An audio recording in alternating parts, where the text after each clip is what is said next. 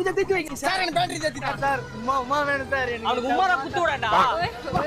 குத்துறடா. சொல்லுங்கடா உங்க இடம் காமிங்கடா.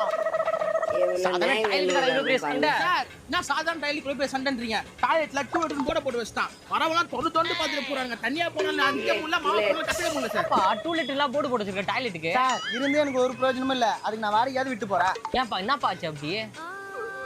சார் காலையில 6 மணிக்கு பாத்ரூம் போறா சார்.